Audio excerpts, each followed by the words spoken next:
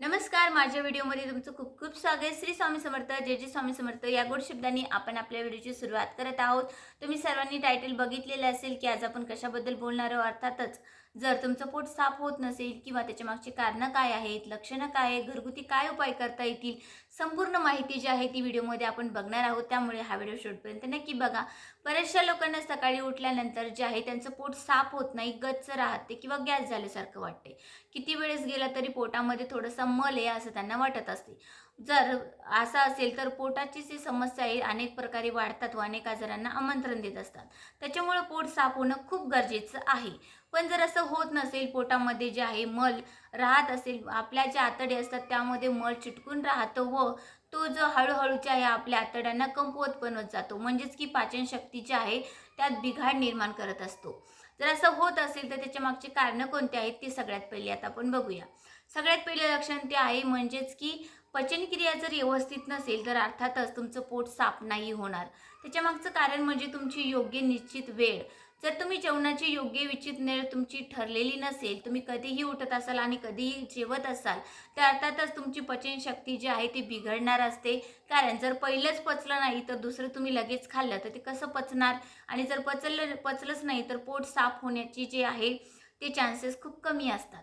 तर त्याच्यासाठी पचन व्यवस्थित व्हावं त्याच्यासाठी योग्य वेळ खूप असणं महत्त्वाची आहे. दुसरं म्हणजे अपचन.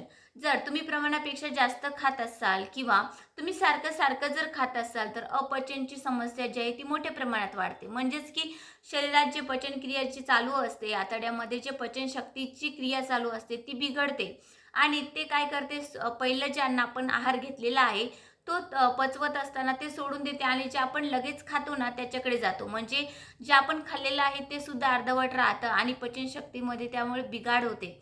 हेही धड पचत नाही आणि ते सुद्धा पचत नाही. त्यामुळे काय होते की अपचनची समस्या निर्माण होते. म्हणजे बऱ्याचशा लोकांना पचतच नाही.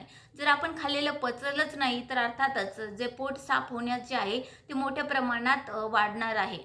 त्याच्यामुळे काय करायचं आहे, तुम्हाला योग्य वेळ ठरवायची आहे, व्यवस्थित आहार घ्यायचा आहे. म्हणजे की जेवढा गरजेचा आहे तेवढाच घ्या आणि योग्य टायमावर खा. त्याच पद्धतीने अतिरिक्त खाऊ नका. जेवढा तुम्हाला हवं शरीराला तेवढाच तुम्ही घेऊ शकता. त्याच पद्धतीने तिसरं लक्षण कोणतं आहे तर बघा, अपचन क्रिया झाली की अर्थातच मळमळ होणे, उलटं होणे, पित्त होणे यासारखे लक्षणं जे आहेत ते दिसत असतात. त्याच पद्धतीने बघा, पोट फुगणे. बघा, जर आपण जंक फूड खाल्ले किंवा बाहेरचं तेलकट तुपकट खाल्लं तर ते काय होतं की ते व्यवस्थित पचत नाही आणि पचलंच नाही तर अर्थातच आपलं पोट फुगत असतं. अनेक प्रकारचे गॅस जे आहे पोटातून बाहेर पडतात. कधी कधी पडत सुद्धा नाही, तसंच ते राहतं आणि जे संडास आहे ती कडक होते, जो मल आहे तो कडक होते व स्निग्ध पदार्थ योग्य पद्धतीने त्याला पोचत नाही. त्यामुळे अनेक प्रॉब्लेम जे आहे, अनेक समस्या ज्या आहेत पोटामध्ये सुरुवात होते. जसंच की मूळव्याध होतो, बद्धकोष्ठता वाढते, आम्लपित्त जर असतील तर आम्लपित्त मोठ्या प्रमाणात वाढतात. कारण हे सगळ्यांचं कुठं ना कुठं संबंध आपल्या पोटाशी आहे. जर आपली पाचन शक्तीच व्यवस्थित नसेल तर अर्थातच हे आजार जे आहे ते मोठ्या प्रमाणात होत असतात. तरी होऊ नये त्याच्यासाठी व्यवस्थित पचनक्रिया असणं खूप महत्त्वाची आहे.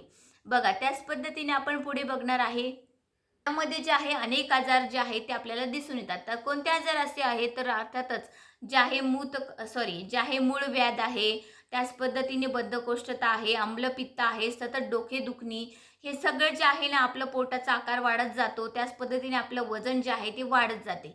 तर हे सगळे जे लक्षणं आहेत ते अनेक आजार जे आहे, आपलं पोट जर साफच झालं नाही तर हे सगळे आजार जे आहे आपल्याला तिथूनच निर्माण होत असतात. त्याच्यामुळं पोट साफ होणं खूप महत्त्वाचं आहे. तर आता कारणे कोणती आहेत ते सगळ्यात आता पहिले बघूया. तर अगदी सोपी आणि साधी कारणं म्हणजे अतिरिक्त आहार घेणे, योग्य पद्धतीने आहार न घेणे, त्याच पद्धतीने झोप व्यवस्थित नसणे, तसेच जे आहे की जंक फूड खाणे. जर आपण सतत बाहेरचे जे काही पॅकेटचे असतात, जंक फूड म्हणजेच की जे पॅकिंगचे पदार्थ आहेत, जे दुकानामध्ये पॅकेटचे पदार्थ भेटतात त्याला जंक फूड म्हणतात किंवा नूडल्स असतील किंवा मग अनेक प्रकारचे जंक फूड आहेत. तर हे जंक फूड आपण जर खाल्ले तर अर्थातच ते व्यवस्थित पचन होत नाही. त्यामुळे अनेक समस्या जे आहेत ते होत असतात.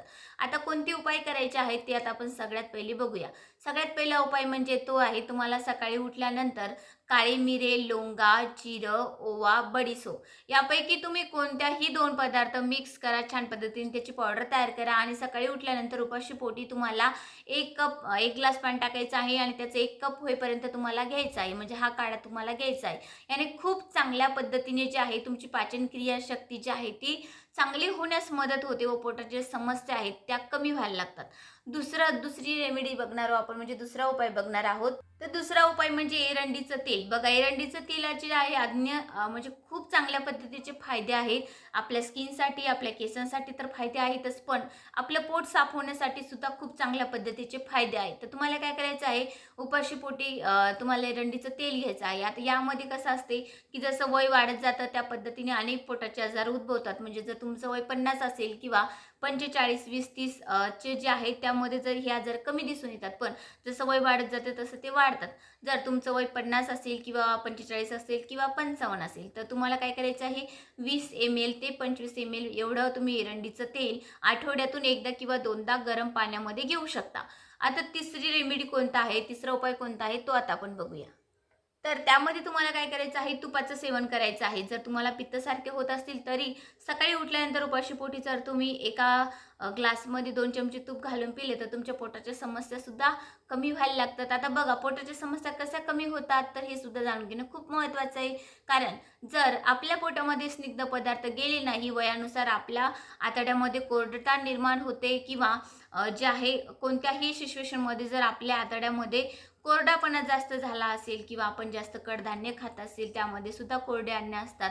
असे वेगवेगळे पद्धतीचे आपण जर कोरडे अन्न खाल्ले तर आपल्या शरीरात जे आहे स्निग्धता राहत नाही आणि स्निग्धता नाही राहिली तर अर्थातच बद्धकोष्ठीचा त्रास जो आहे तो मोठ्या प्रमाणात वाढतो.